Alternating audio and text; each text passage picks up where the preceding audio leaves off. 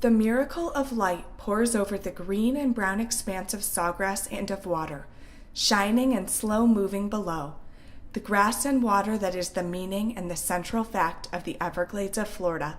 It is a river of grass. Marjorie Stoneman Douglas. Why should people be concerned about saving the Everglades? I feel like that it's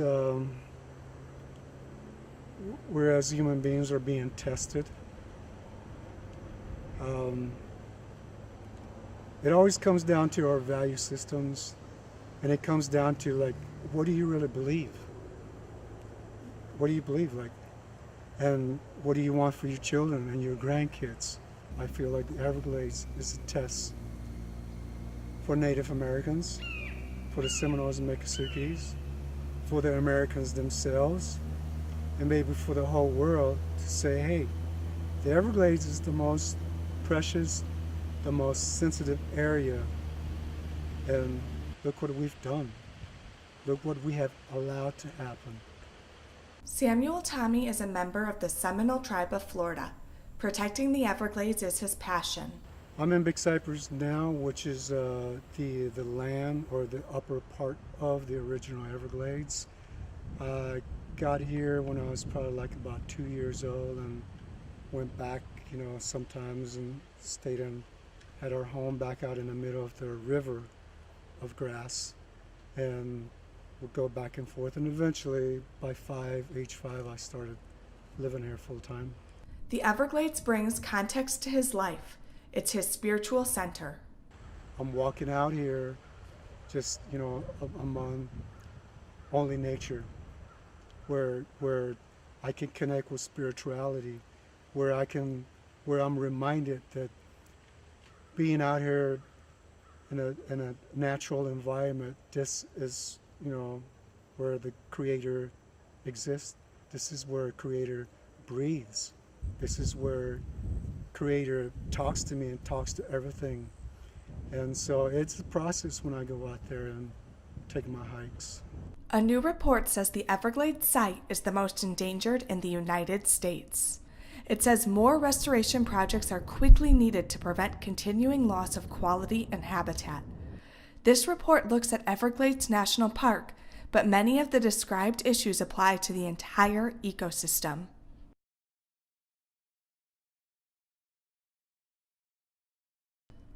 Major issues with water quantity, quality, distribution, and timing, invasive species, and climate change are creating overriding impacts to the system, and the continued deteriorating trend of so many values put the park's World Heritage values in a critical situation.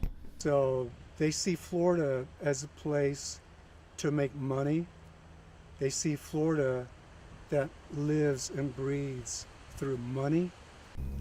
The report may be new, but Tommy and other environmentalists have long been fighting on behalf of the Everglades. We need to take care of Florida like it's sacred, like it belongs to the Creator.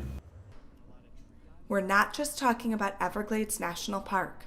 But if you really want to talk about the whole Everglades, it actually starts right south of Disney World. Well, generally we consider this whole outlined part of the Everglades, and we call it the Greater Everglades ecosystem, because historically water that fell up here as far north as Orlando would have gone into the Kissimmee chain of lakes and very gradually flowed south all the way into Lake Okeechobee, and then continued its historic path all the way south down through Florida Bay and the edge of the Florida Keys.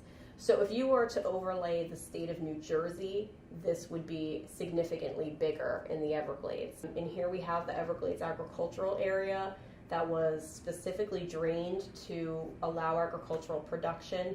And so now dealing with the balance of how to accommodate these agricultural communities that are sort of in the middle of where you would have had the water flow is probably one of the biggest challenges that we deal with in working to advance Everglades restoration.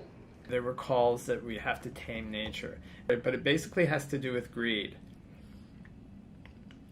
Most of the country that has been developed because there's dry land. But the Everglades was a very inhospitable place. you can look at before the turn of the century, very few people actually came down here. And it was just, it was too much for the state, local, federal government, or individuals to develop. But that started to change. First of all, we had some canals put into place by the state.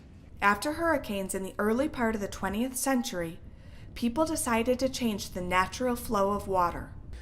But the construction of the Herbert Hoover Dike that came out of those hurricanes sort of set in motion that decapitation of the headwaters from the Everglades. And then the construction of Tamiami Trail in the 1920s as well, which was really the first dam across the River of Grass. There was a hurricane in 1947 that flooded a lot of Miami-Dade County, Broward County, and that gave rise to what's called the Central and Southern Florida Project. That's basically our flood protection system in South Florida. All the levees, canals, pump structures, most of them are linked back to that project in the late 1940s that the Corps of Engineers built. Since the 1950s, as we look on a map, we have dammed and diked and canaled and leveed and blocked and moved water all over South Florida, not understanding what the repercussions were going to be to that. We are losing seagrass beds and fish and mussels and oysters and manatees and all the things that make Florida so special. We're losing. So the fight is on, and the clock is ticking really fast because that's happening right now. A lack of water, a lack of clean water is killing the Everglades. So back in the late 1980s, around 1988, there was a suit filed by the federal government against the state of Florida. So basically we had a bunch of polluted water that was coming off of agricultural fields that are north of the Everglades, largely sugarcane, and they have high amounts of phosphorus in them. Well, the Everglades is a really low phosphorus system, and so when it gets hit with that dirty water, it causes these massive growths of cattails and other vegetation that crowds out the more diverse vegetation that's supposed to be there, and then hurts sort of some of the submerged vegetation and ultimately degrades the quality of the habitat for wildlife. When you try to alter what Mother Nature put in place, there's often consequences that come with it. And so, that sending the water in different directions than it used to go had ecological consequences. Putting a vast amount of fertilized agriculture north of an area that wasn't supposed to have that had big consequences too. About 50% of the Everglades footprint has been lost to accommodate residential, commercial, and agricultural development. In order to live in South Florida, we had to fill in wetlands. But as soon as those things were done, we started to really see a lot of negative implications. There would be wildfires in the dry season because not enough water was moving through the ecosystem like it would historically. And then in the wet years, we would have massive flooding impacts. We started the infrastructure projects that drained and put, dams, levees, canals, hundreds of miles of them into the ecosystem to just really control the water. That ended up having its own impact of about a 90% decline of wading birds. So that's why Audubon uses a couple of key wading birds as indicators for when restoration has been successful. She's talking about the Comprehensive Everglades Restoration Act. It was signed into law in 2000 by President Bill Clinton. This is a multi-decade, multi-billion-dollar effort. And so, it's since then we've been trying to restore back at least part of what we can to mimic sort of the natural system that would be there, because we've learned that we really can't do it better. Well, when you recognize that the restoration plan is largely about storing water, we've developed much of the Everglades. In fact, we've lost about 50% of the footprint. It's also disconnected from that headwater supply. When you realize that, you see that storage is really necessary because we get the same amount of rainfall each year, but we've got half the landscape to absorb it and flow it to our coastline. And so by building storage back into the system as a prosthesis, really, we can hold that water when it's in abundance, and then we can pay it out into the ecosystem when it's needed during the dry seasons and dry years. So really, restoration is just about building sufficient storage capacity, and as you flow more water into the system, you need the conveyance through the system. It's highly compartmentalized, and so by breaking down levees, building bridges in key areas, we can flow water back to the Everglades National Park, Florida Bay, and all the way through the system as it went naturally as a river of grass. So fast forward to where we are, the Comprehensive Everglades Restoration Plan is about working with that flood control system in a way that it provides benefits to the environment, desperately needed benefits to the environment, but it doesn't affect the communities around the ecosystem, including agriculture. So it protects their water supplies, and it also ensures existing levels of flood protection. So it's really kind of a tightrope walk of maintaining that level of service, but providing the water that the Everglades ecosystem needs. That tension that's really always been part of the modern story of the Everglades is going to continue. That's sort of the next stage and the next challenge that we get to grapple with. Any problem, any question that you ever have, every one of them has been answered or solved, except the political will. That's what it always comes back to. When Lake Okeechobee was diked and much of the area was drained, agriculture settled in at the south end of the lake, what's known as the Everglades agricultural area. You have down there probably in the range of 400 to 500,000 acres of farming that's been happening, and much of that is sugarcane. This is large agribusiness at this time. It grew out of family farming, but these are very powerful interests, and they hold a lot of sway at all levels of government. The phosphorus comes from urban runoff, cities, and the phosphorus comes from the cattle industry along Kissimmee River. It comes from years and years and years of phosphorus sitting at the bottom of the lake. And then it comes from the sugar industry. The sugar industry wants to retain as much of its land as possible, so they don't really want to give too much. Because all this phosphorus is coming into the Everglades, and the last place that it comes into the Everglades is in the sugar area, it has to be cleaned up right before it gets to the Everglades. And by cleaning up, I mean the phosphorus has to be sucked out of the water. This tension was present in the spring of 2017 when Florida's elected officials approved Senate Bill 10. Activists say the bill signed into law isn't as far-reaching as the original measure. Still, they're grateful for some progress. The stars, the moon, the planets, everything aligned in a way that I don't know if it'll ever happen like this again for the Everglades. There's 68 different projects to fix this broken system. Number 2, second project on the list, the EAA reservoir. That will be the first project that takes water from Lake Okeechobee, which we need to send that water south because it causes harm when it's discharged to the Caloosahatchee on the west coast and the St. Lucie on the east coast. This is the first project that takes some of that water, puts it in storage and treatment to the south of Lake Okeechobee, and then flows it ultimately through the Everglades into Florida Bay near the Florida Keys.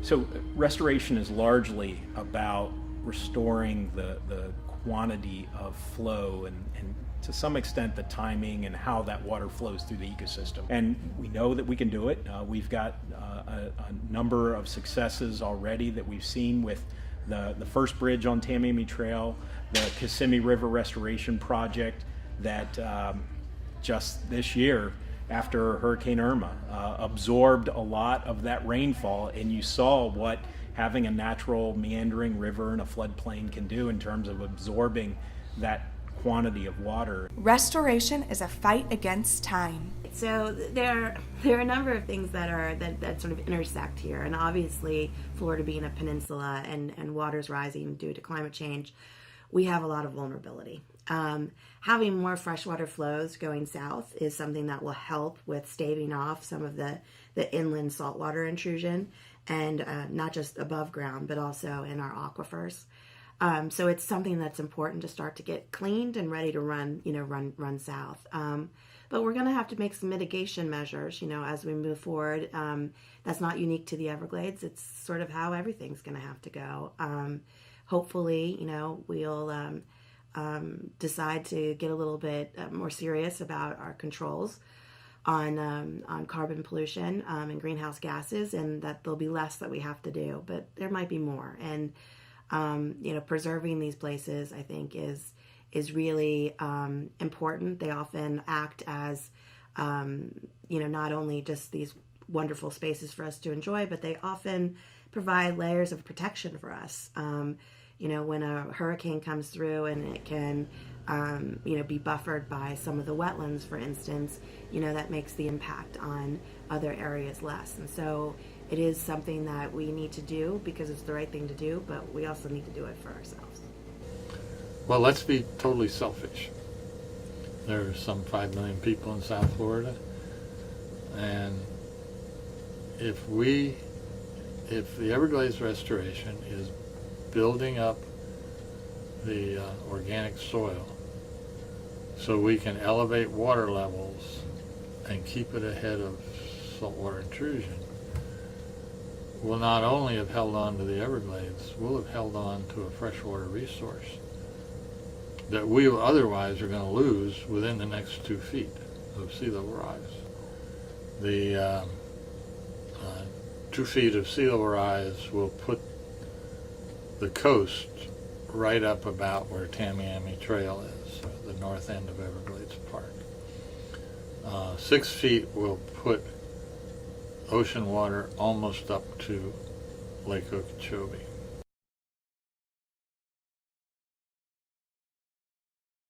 And especially for me and my family, and I know other families are feeling the same way too. But yes, definitely, you can feel all your histories here, and this your area. So you see a major change over the years. You don't see certain wildlife anymore like you used to.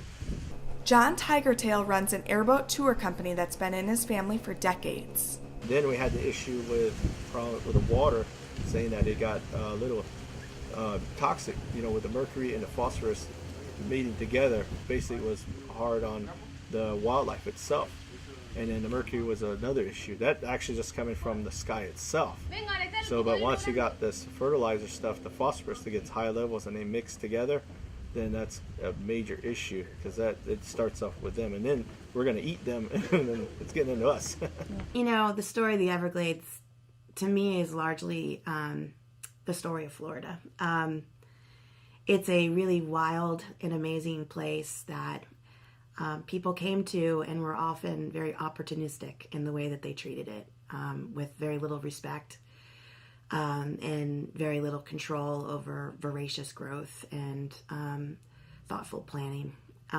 So I think that it has sort of a sad past, to be perfectly frank, but I also think it has a very encouraging future.